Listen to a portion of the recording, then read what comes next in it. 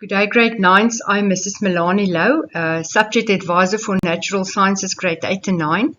And today we are going to look at two concepts, acids, bases and pH, as well as pH and neutralization. Just to get a general feeling of what acids and bases are, let us look at a few examples.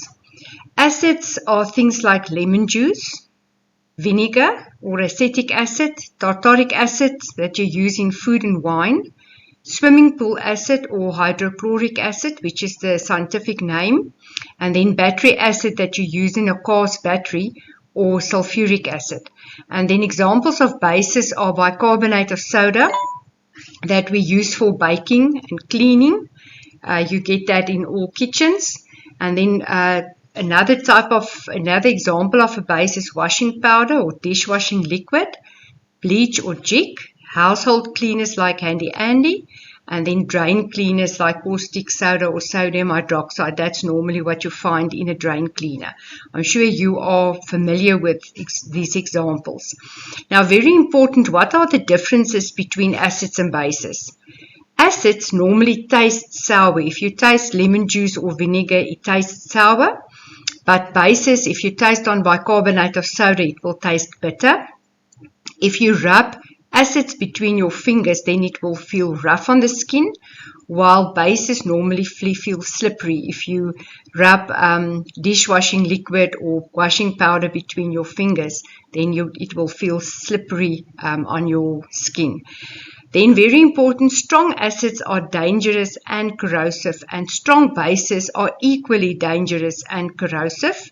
And then the last thought here on bases is that a soluble base is called an alkali. If you have bicarbonate soda, the powder, and you dissolve it in water, that solution that you get is called an alkali. So an alkali is just a soluble base. And then neutral substances, they are neither acids nor bases, and examples of neutral substances are pure water, table salt solution, sugar solution, and cooking oil. Now, how do we measure acidity or alkalinity? We use the pH scale or pH, and pH is a measure of how acidic or how basic a substance is. Now, the pH scale ranges from 1 to 14. So you can see on this very colorful slide, the most acidic substances will have a very low pH of 0, 1, 2, or 3. And then as it gets less acidic, it moves more towards the neutral pH of 7. And then if you go beyond 7, greater than 7, then the substances become more basic or more alkaline. Up to the most alkaline substance will have a pH of 14. So there you can see a few examples. Battery acid has a very low pH of 0. Stomach acid, lemon, the cool drink, the soft drinks that we drink, the soda, tomatoes, coffee, milk are slightly acidic also with a pH of 7, and then water, distilled water will have a pH of 7. Blood is slightly alkaline. The egg white is also slightly alkaline or basic. And then when you have stomach tablets that you take for heartburn, that will also be basic. Ammonia solution that you find in Handy Andy, your soap, bleach, and then your drain cleaner will have the highest pH of 14. Now, this is very important that you understand the pH scale correctly. So acids have a pH between 1 and 7. Acids have a pH of below 7, less than 7. That's very important, so that is important to remember. Bases have a pH of 7, between 7 and 14. So all the bases will have a pH of greater than 7 or above 7. And then very easy to remember, neutral substances have a pH of 7. Now, how can we test whether something is an acid, a base, or is neutral? We use indicators for that, chemical indicators. Now, the definition for an indicator is used to determine whether a substance is an acid or a base. Now, the first example of an indicator is litmus paper. Now, here's a picture of litmus paper. You can see blue litmus paper, You can also see red litmus paper. You can even use something like red cabbage water or black tea. These indicators will be able to tell you whether a substance is acidic, basic or neutral. Another indicator that we use very frequently in the laboratory is called universal indicator. And universal indicator indicates the full range of pH. So on a universal indicator bottle, you will see different colors, and each color then represents a very specific pH. So that is what is in this last bullet. Universal indicator has a specific color in a specific pH. Now, if you go into the laboratory and you have a base and you dip red litmus paper in a base, there's a piece of red litmus paper, you dipped it in the base, and then you will see the part that you dipped in the base turns blue. So if red litmus paper turns blue, it means that the solution is a base. Now, it's quite easy to remember. Blue with a B indicates a base with a B. That starts also with a B. On the other hand, if you dip a piece of blue litmus paper in a solution and the litmus paper turns red, then you have an acid. So on the right hand side here, we can see blue litmus paper turns red in an acid. So that's very important to remember. The color changes for litmus paper.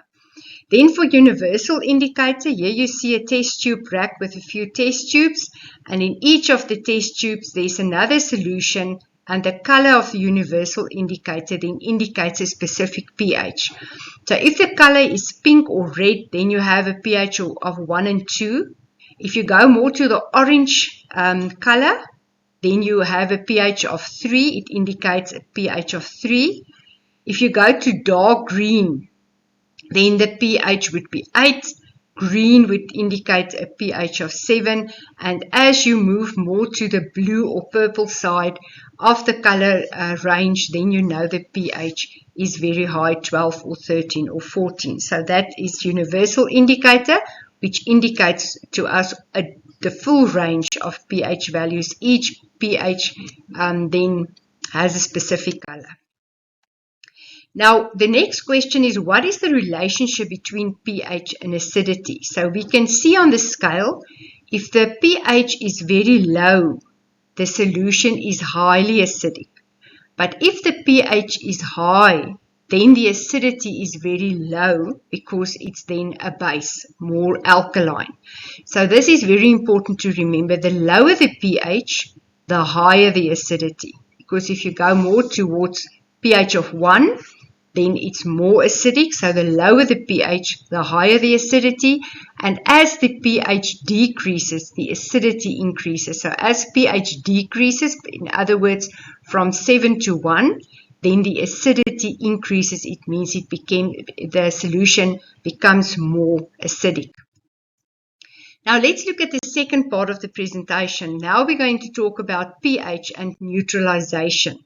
So the first question here is, why does ENO help for heartburn? I think you are familiar with the feeling of heartburn. If you have this burning sensation in your throat or in your chest after you've eaten something that's not really good for you, then you feel this burning sensation, and that is called heartburn. And then you take ENO or an antacid. And why does it help? Now the reason for that is your gastric juices that pushes up into the esophagus. Your gastric juices are acidic, but ENO is a base. So if you take ENO, it neutralizes the excess acid in your stomach, and then it helps for the heartburn. Now, very important, the reaction between an acid and a base is called neutralization. That word is very important. That is the reaction between an acid and a base. An acid neutralizes a base, and then the vice versa is also true. A base neutralizes an acid. That process is called neutralization. So the reaction between an acid and a base is a process that we call neutralization. An example of neutralization that you can test in your own kitchen is if you have vinegar and bicarbonate of soda. If you put some vinegar in a glass, you can even dilute it with a little bit of water, vinegar, and then you add bicarbonate of soda in it. Then immediately when the two substances come into contact with each other, you will see that there's some bubbles that form and the chemical reaction is taking place. And the final solution that you will get from this, the product, will be salt, water, and carbon dioxide. So the gas that forms here is carbon dioxide, and what remains in the solution is just harmless salt and water.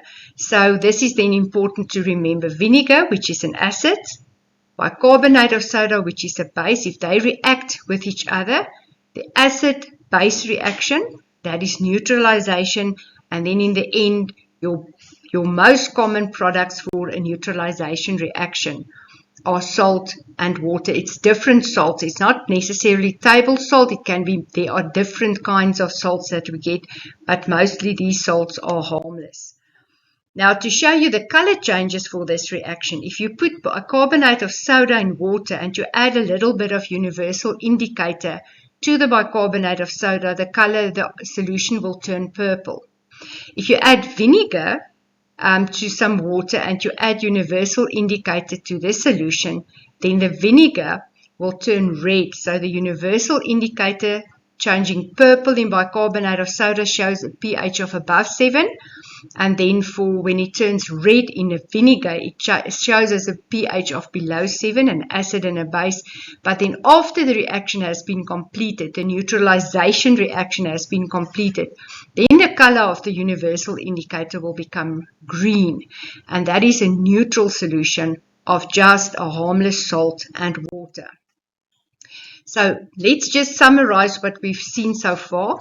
An acid reacts with a base to make it less basic or neutral. So an acid reacts with a base to make the base less basic. And if it's less basic, it's closer to being neutral, to a pH of 7.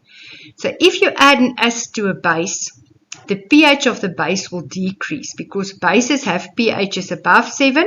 If you add an acid to the base, then you will be decreasing the pH of the base. The opposite is true when you add a base to an acid. A base reacts with an acid to make it less acidic. So an acid is very acidic. If you add a base to an acid, it becomes less acidic, becomes closer to neutral. So because an acid has a low pH, a pH below 7, if you add a base and it becomes less acidic, the pH will increase and the pH will get closer to 7. So don't get confused between the two. Those two facts are very important. And then just general common laboratory acids that we normally use is either sulfuric acid, or then the general name is battery acid, and the formula is H2SO4. And the other very common laboratory acid that we use is hydrochloric acid. Generally, we use it in the swimming pool as swimming pool acid, or the formula HCl. Now, this is just general information that you can remember. It's a little bit of enrichment. If you have a strong acid like hydrochloric acid and it reacts with a very strong base like sodium hydroxide, the final product will have a pH of 7. But then if you have a strong acid and a weak base like hydrochloric acid and something like bicarbonate of soda, the strong acid dominates the weak base, and then you will have a pH of slightly less than 7. It will not be 100% equal to 7. And the opposite is also true when you have a weak acid like lemon juice or vinegar and you react it with a strong base like sodium hydroxide. A strong base will then dominate the weak acid, and then the final solution will have a pH of slightly above 7. So there's a lot of chemistry behind the last two things that I mentioned, but it's just good to remember that not all acid-base reactions will give you 100% neutral pH of 7. Some reactions give you a slightly lower than 7 pH, and others are slightly higher than 7 pH. Now, the first thing that you must remember, because we've done this in last week's lesson, remember that metal oxides like magnesium oxide are basic oxides. So any metal that reacted with oxygen to form a metal oxide are basic oxides. They will have a pH of above 7. But non-metal oxides, like sulfur dioxide and carbon dioxide, are again acidic oxides with pHs below 7. And then other bases that you can come across will be metal oxides, like I mentioned now, metal hydroxides like NaOH. Remember, OH is called an hydroxide group, so sodium hydroxide would also be basic or alkaline.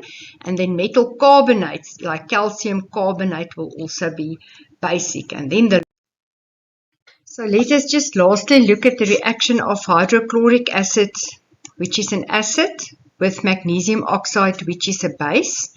So hydrochloric acid, HCl plus magnesium oxide, it's a base, to form magnesium chloride plus water. So the magnesium combines with the chloride, and the hydrogen and the oxygen combines to form water.